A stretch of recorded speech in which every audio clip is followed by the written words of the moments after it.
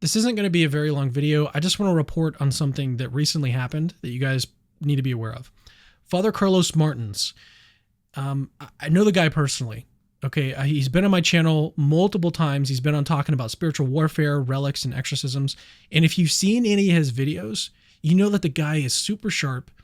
He's very passionate, and he's deeply committed to ministry and to Jesus. So when I first heard about the allegations against him back in November 2024, I didn't even really know what to think. I was honestly just stunned, I think, by the allegations. I didn't really know what to think about it. And that's part of the reason why I didn't even report on it at the time, because I wanted to wait. Maybe I was hopeful that more facts would come in.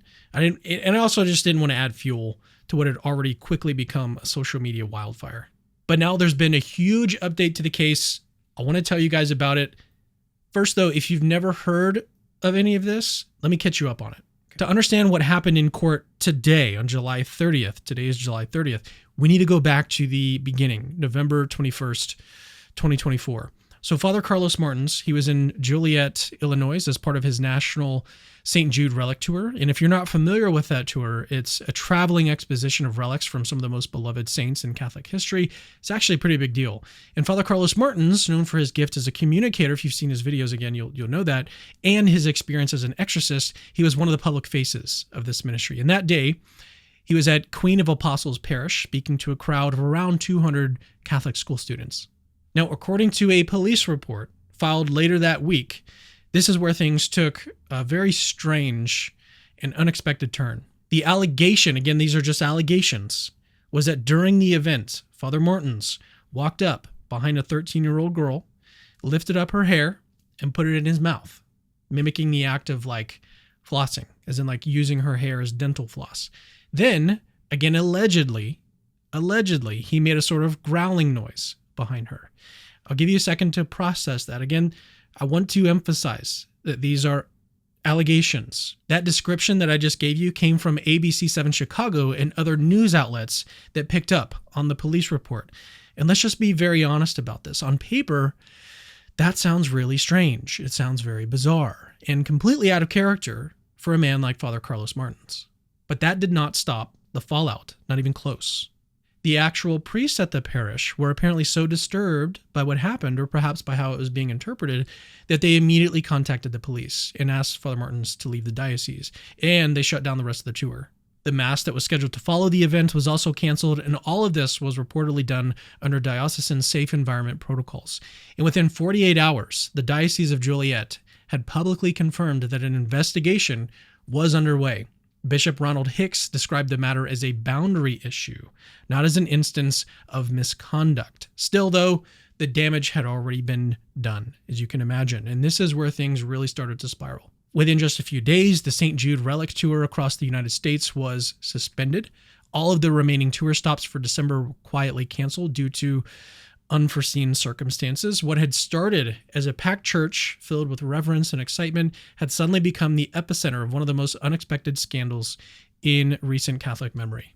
At this point, Father Martin's attorney, Marcella Burke, sent a letter to The Pillar, which is a news outlet. She says that the whole thing was a complete misunderstanding, was a failed joke. According to her, Father Martins was simply trying to build rapport with the kids, and he made a lighthearted comment comparing his baldness to the students' long hair.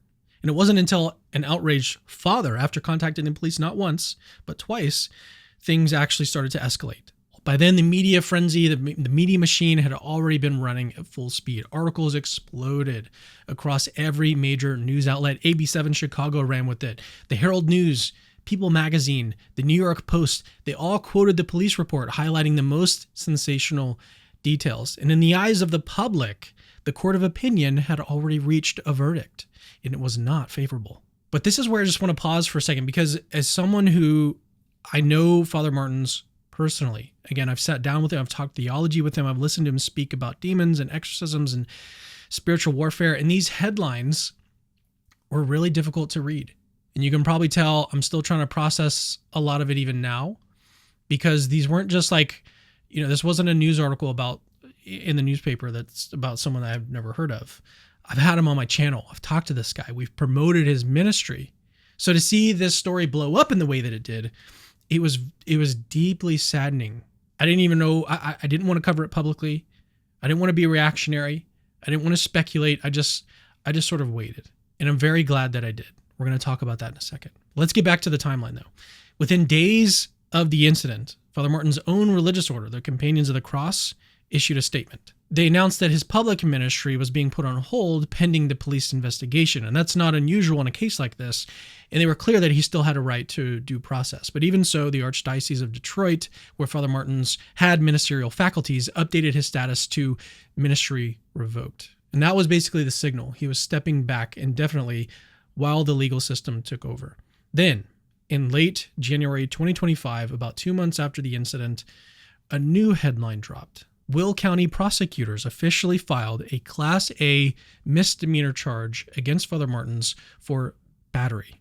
The accusation was that he had knowingly made insulting or provoking contact by placing the girl's hair in his mouth.